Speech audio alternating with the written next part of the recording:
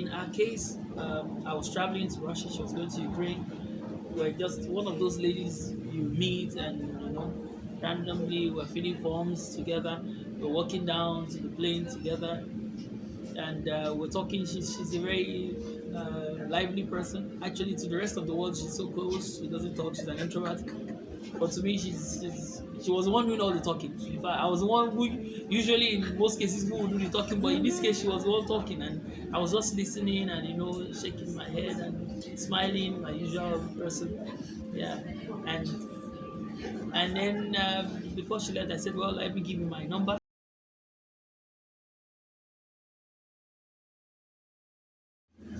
Okay, my name is Omolara Orabiyi. I'm a medical doctor.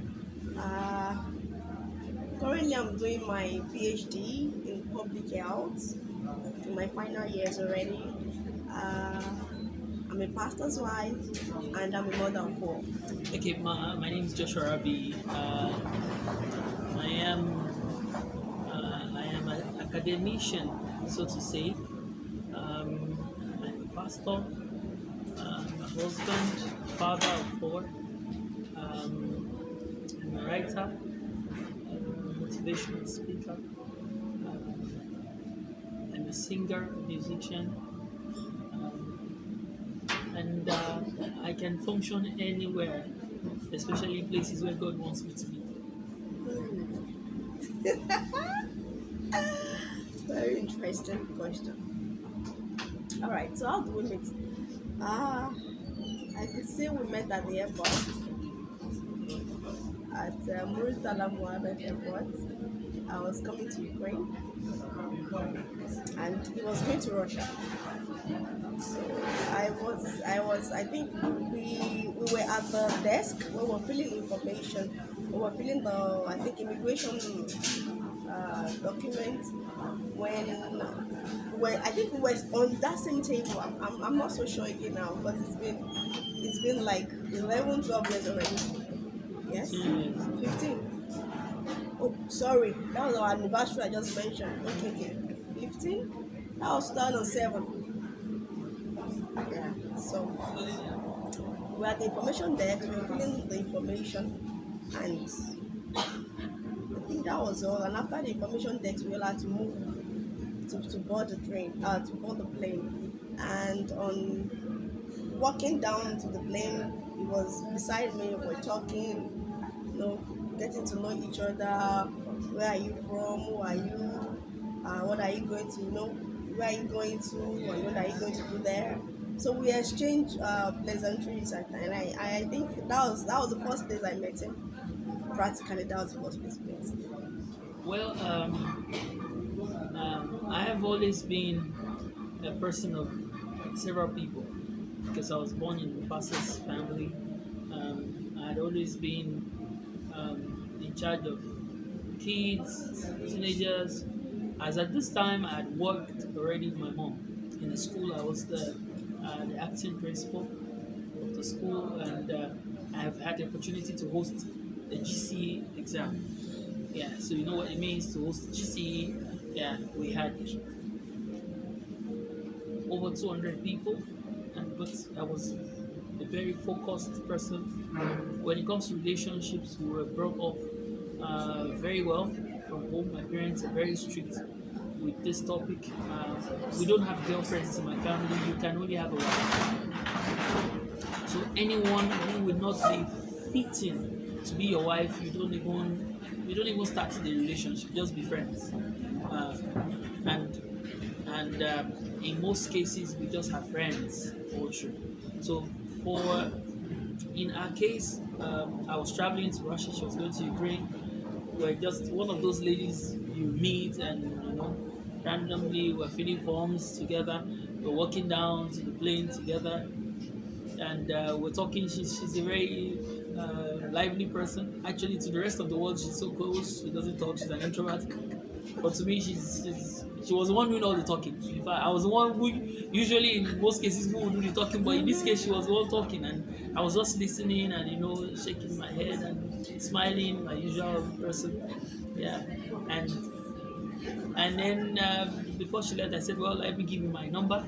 my cousin's number in Russia because none of us had numbers. numbers, We don't yes. have WhatsApp like you do today. So if you're traveling out of the place, it's over.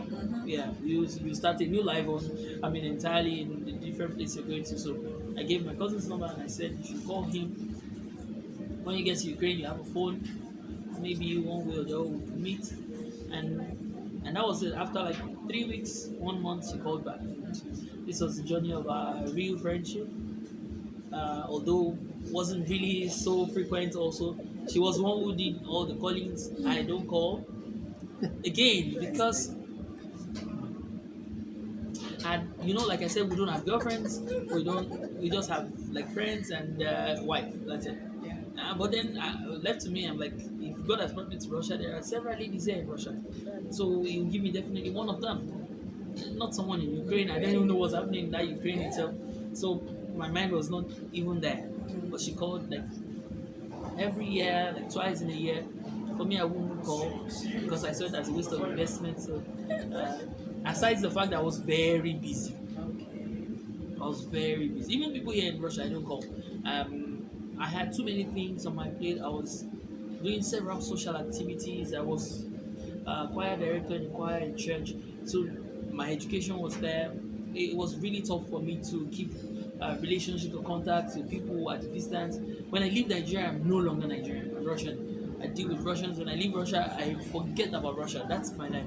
Until today, it's been like this. Although thank God for WhatsApp, that the whole world is on your phone. So we're really not keeping in touch. But she was calling constantly until that call, one last call that was that call for me. Yeah, we got to that point where I knew no, there was something different about it. I had several issues with relationships, with my relationships, due to the fact that I was a very busy person, I'll say, and I had a choice, and I wasn't just going to go for anybody. Of course, I should say that many ladies saw me as their choice, but then a few of them could actually cope with the pressure of my nature and my activities because I was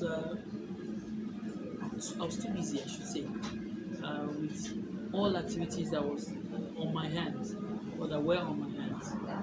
So at that time when we met, I was in another relationship that was also very troublesome. Um, and I was waiting on the face of God for what to do. Because this particular relationship was a great one. There was nothing wrong with it. I mean, it was just like the most ideal, perfect time. But then there was something not right about it, which I should say was medical. I am an AS, and we have this trainings about genotypes, and yes. So when I got into this situation, I was waiting for God to give me clear directions as to what to do. But when I found out the genotype of my partner, I knew that it was a total red flag. In my own family, we already went through these episodes, and I will not even go. It will take God Himself to convince and give me words and give me instructions and explain to me how I'll go about this for me to go into such a relationship. So immediately I saw that, I knew it was a red flag. I did not even waste my time. I just went back to God and said, Father, you want me to, this is a suicide mission. Are you saying I should go ahead? And He said, no, I wasn't actually to go into it in the first place. But then it was a necessary relationship for you. Not all relationships will eventually end up into marriage. Yeah, some of the relationships, these are people who you will need in the future. You might not even be needing them directly, but you'll be needing them indirectly. They could be your sister-in-laws. They could be your partner, your business partners. They could be people. That's why every relationship needs to be kept right, so that when it has to be dissolved or you have to go different ways, it will not be hurting to anyone. It will not look like as though you broke someone's heart or so the like. So when my wife came in, I knew God was saying something. So we took time this time around for the first time. I was really fortunate that it was a holiday in Russia. It was about this time towards the end of December when she called. I think it was a day after Christmas or so. Was it a day after Christmas? No, it was New Year. It was It that was first before 10 New Year. days. That Before first 10 days we used to the, chat. the call you called was before New Year. Ah. Yes, we're rounding off the year, and I remember very clearly. I mean, I can't forget. My memories don't fail me in such things. I remember very clearly that we're closing up with the year, and I was running around to sort students were finishing, write the exams, and I myself was a student, but I was a student of students. Yeah, my own problems were there, but I carry other people's problems on the head. It's just my nature. And so, I even remember the point I was standing when I picked. Yes, it was in my hostel. Yes, it was my hostel, and I picked the phone, and it was a foreign number. It was really strange. So I said hello, and then the voice sounded like my sister's voice, my elder sister's voice. I said, "Did you travel out of the country?" Or, "Hello, is that you?" I mentioned that. They said, "No, this is not." And said, "This is Star from Ukraine." I said, "Oh." So you never And answered? again, she called like once a year. I had a number saved, but it was not that number. It was a different thing that was showing on my phone. So I was really surprised. I was like, "No, your voice sounded like my sister's voice on the phone." And for me, I used to read those simple signs, especially when I've been waiting on God for an answer.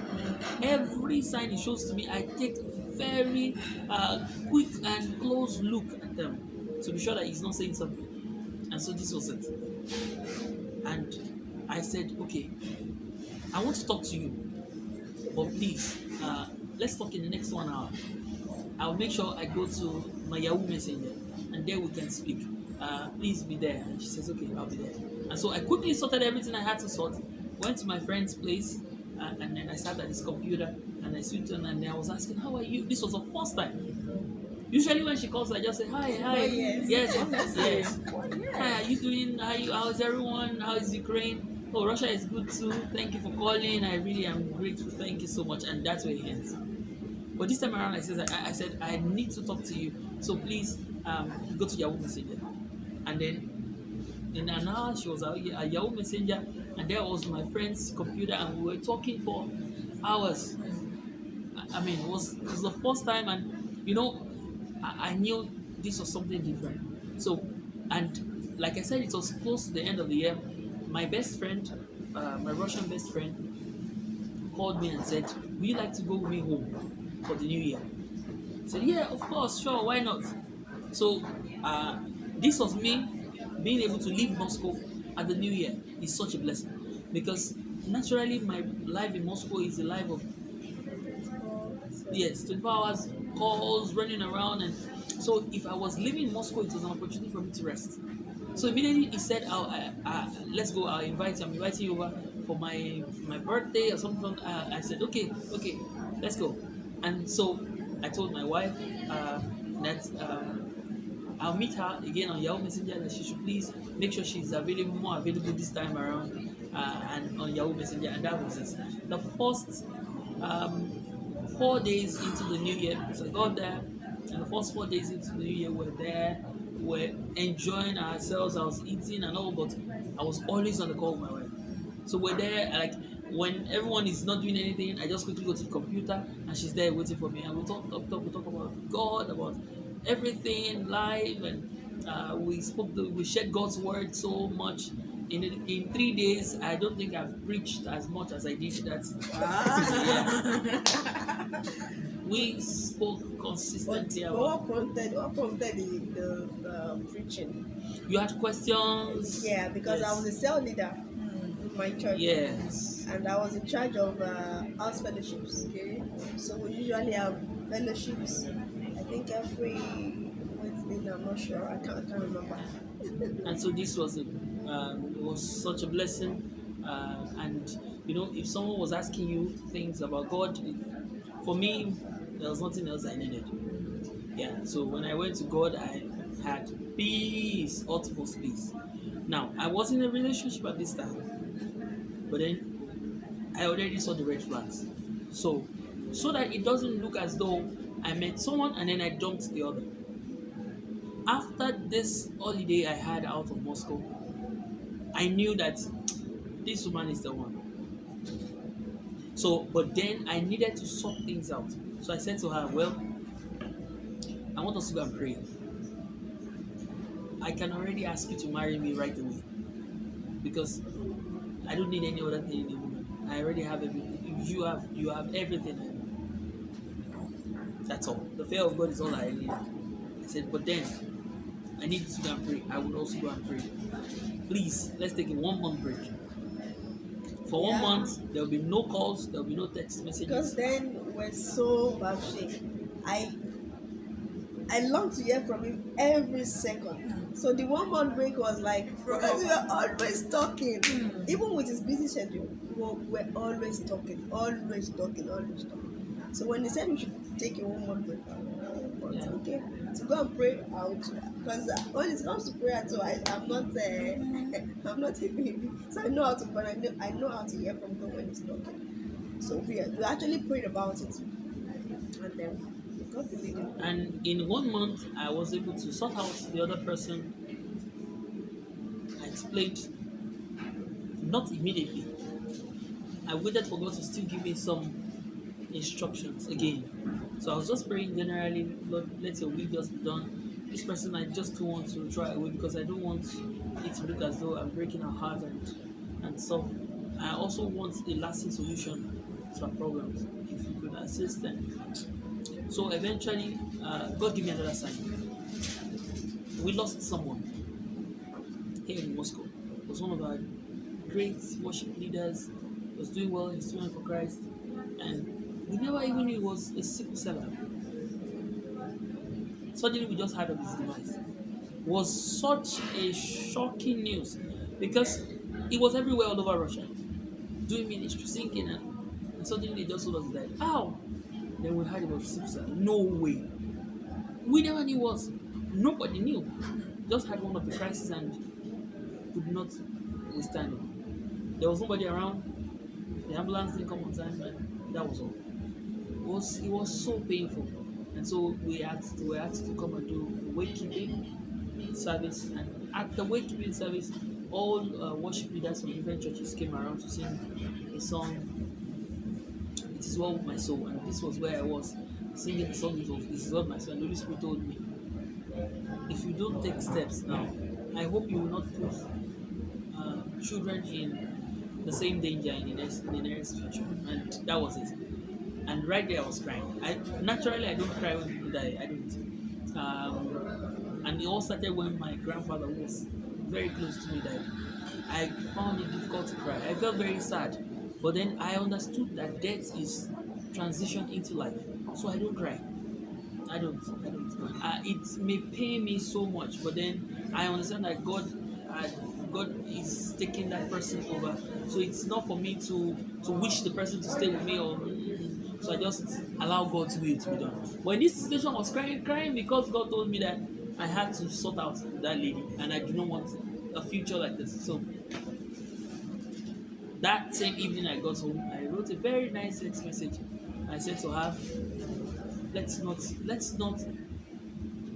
avoid what is avoidable now before we get into it. Our children must not go through this pain, and eventually it is you who would feel it the most. You can imagine the young man was in 4th year already, medical school. He was always topping his class. He was best. They're like this. They're like, I had siblings who were SS, myself. But then this was just me checking if God could still do some magic and miracles. But here with this, the Holy Spirit told me clearly. And then we took our time, the 1 month was over, and we came back and we started. Okay, thank you very much, sir. So, just the lady in question we were talking about, was she also a student in Moscow at that time? No. In Nigeria? She was in Nigeria. So it was more of a long distance relationship? Almost all my relationships that have lasted have been long distance. Yes, I do not believe always in, especially when it's the point of courtship. I don't believe in the close courtship because I agree with you on that. Exactly. That explains our experience. It is fire. Close is. courtship. My friend, several things happen in that close courtship. And when you're already in it, whatever prayers you're praying, you're not deceiving yourself. Because you have already joined each other. Yeah, that's it. As in this case, it may be very tough to see. That's why they say love is blind. That kind of love was not supposed to come before marriage. It was supposed to come after marriage. It's after you have sorted everything out, family, everything is then let the love begin. But whatever started must be foundation, must not be love, must be God. God must be the basis of everything we do. So if we put God ahead, just like I can't remember what passage of the Bible, but Jesus was speaking in parables that I would liken a man that hears these things, these sayings of mine, and does them, to be like a man that builds his house on the rock. The rain came, the flood came, and it stood. But the one who builds on the sand, the rain washed it away. So the foundation has to be Christ. And if the foundation will be Christ, it means we must be doing His will also. And His will is that before marriage, let everybody still stay. Why? When you're already in it, the act of sexual intercourse itself is already an act of marriage. It is done only by married people. And so when unmarried people have sex, they are already joining themselves. And when they break up, it's like they're divorcing them. To God, the first person you are coming to sleep with is your wife, because for Him, that's the principle. Your wife is the one you sleep with. Any other person, what's the meaning of that? In what records do you write it? So that was why it was very essential that most of our relationships were long distance. We can call each other from the and until everything is sorted out. And this was the same. We made sure that parents have agreed everything was done, and we had an official done engagement. And Oh, that's true. yes, Okay, I forgot to mention, when we met at the airport, it was not just a usual meeting. Because when I met, there was this beat. I was beating so fast. My heart has never beaten like that for any other person. So it was so different. I was like, what is going on? I could not explain it at that moment when I met him. And that is what kept me going. That's why I usually check up on him every time, just to know that he's fine. Nothing more, because I wouldn't thought we would be together. But then there was that feelings I had from the very beginning made me always check up on him. So back to your question about what kept me going. What kept me going during that time of calls, when we don't get to talk, He doesn't because he was a very busy person. I was also a busy person. So, and let me make this record smooth. We're only talking at night when he's back from work. So not in the day. In the day, maybe I'll just give him a message. How are you? I hope you're fine. I hope you're good. That's all. But I was like, I'm a medical doctor, a medical student at that time. So there's a time I was always reading.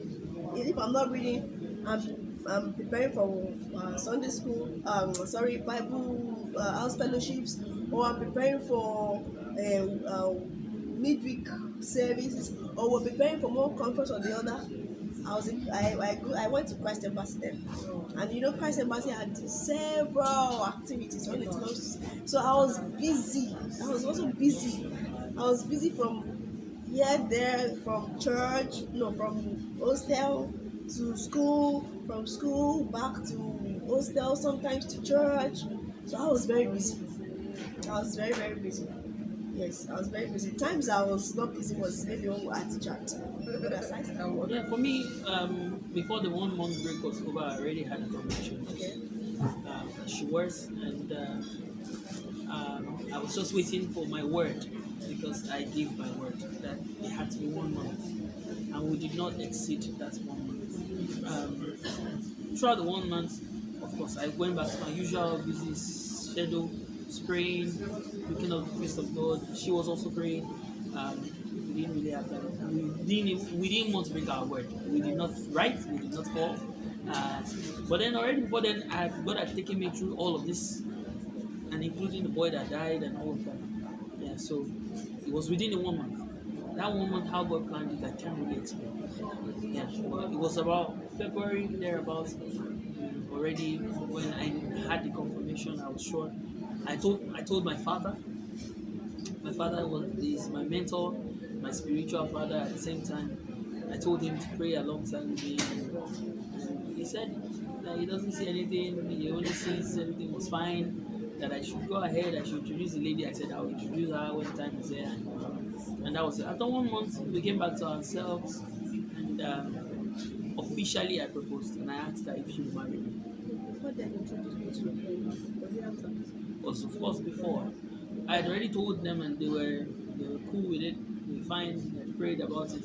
So I went ahead to make them. Will you be my wife? She said yes. But now we have to now go through the process, family, and all the other things. So that year, March 2010, in the early part of March, I think second or third, I was talking to my mom, and she was saying that we're preparing for your dad's 60th. It was my dad's 60th, and it's unfortunate that none of you will be home, you and your brother. My sister was here, then also in Moscow. My elder sister was the only one at home. So she was like, at least one of the boys should be at home to represent the family. That she feels very bad that daddy won't have any one of us around. So I was now saying to her, well, I have some dollars. If you had to eat, I'll come home. Just like a joke. And she said, yeah, why not? I had to eat, how much do you have? And I told her, I said, okay, I had the remaining. Buy a ticket. That was like, excuse me, are you for real? I said, yeah, I'll send it to your account now. And bam, I received the alert. I ran to the bank, withdrew it, ran to the agency, and I picked my ticket. Like 2 days after that day I was talking about. It was really very rare. We went home in summer alone. Because this was orchestrated by God. So I went home in March, before my dad's birthday. They had already met her on phone, I've spoken to her mom. She had told her mom this time that there was this person and all of that. And we spoke on phone like I think once. So this time the mom had already gone ahead to pray also about it. And she's been going around. Okay. So then I went home. When I got home, we went for my dad's birthday. After the birthday, I told my brother that we were going to visit my wife's house just to say hello, to know this family. And so we planned ahead. When we got there, I met my mother-in-law. She lost her dad before she came to Ukraine.